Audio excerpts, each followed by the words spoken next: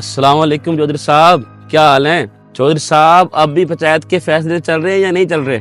अब भी लोगों को इंसाफ दे रहे हैं या नहीं दे रहे? उमर, ये कारी साहब किस तरह की बातें कर रहे हैं और ये हमें क्या दिखाना चाहते हैं? अरे मुजफ्फर भाई, मुझे क्या पता, मैं भी तो आपके साथ ही आया हूँ। देख लेते हैं क्या कहते हैं मौलवी साहब। चौधरी साहब, कहाँ गया आपका प्रोटोकॉल? कहाँ गई आपकी जमीनें?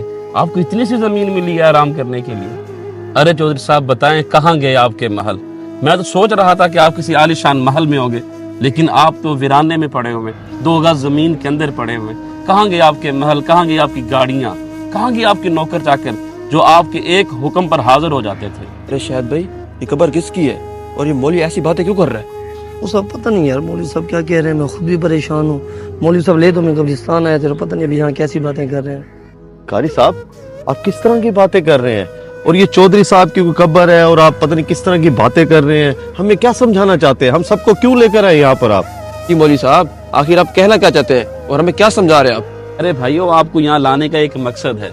मैं आपको दुनिया की हकीकत बताना चाहता हूँ। अगर दुनिया के अंदर आपको कोई ओहदा मिल जाता है, कोई रुतबा मिल जाता है, और ये रुतबे सदा बहार ही रहते हैं, हमने मर जाना है और ये रुतबे यही रह जाने हैं। आखिरकार हमारा अंजाम ये होगा जो इस चौधरी साहब का है। कारी साहब, चौधरी साहब का? आखिर चौधरी साहब ने ऐसा क्या किया था? जी प्यारे भाई, मैं आपको बताता हूँ। इस चौधरी के पास बहुत सारी जमीनें थी, इसने बहुत सारी जमीनों पर कब्जा किया हुआ था।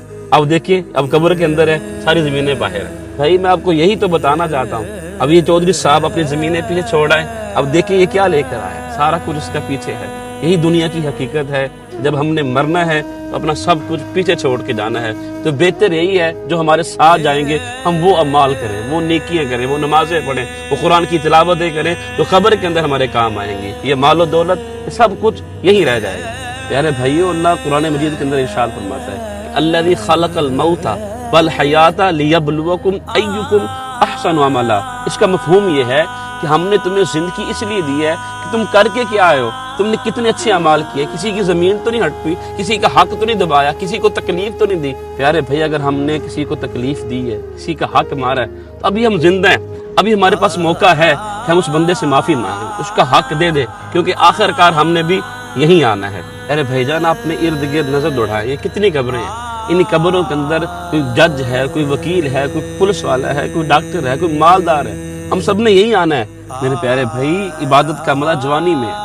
हमारे माशरे के अंदर एक ट्रेंड बन चुका है कि जब हम बूढ़े होंगे तब इबादत करनी है। क्या पता हम बूढ़े ही ना हो, क्या पता हम जवानी में चले जाए। मौत का कोई भरोसा नहीं है ना। आपने देखा होगा, आपके कोई दोस्त होंगे, आपके रिश्तेदार होंगे जो ऐन जवानी के अंदर चले गए।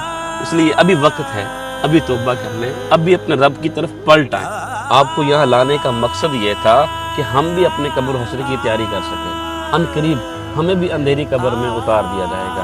आए चोर साहब के लिए दुआ करते हैं। अल्लाहुम्मा सल्ली अला सय्यिदिना मुहम्मद। अगर हमारी ये वीडियो आपको अच्छी लगी हो तो इसे सदका जारिया समझ कर ज़रूर शेयर करें। शुक्रिया।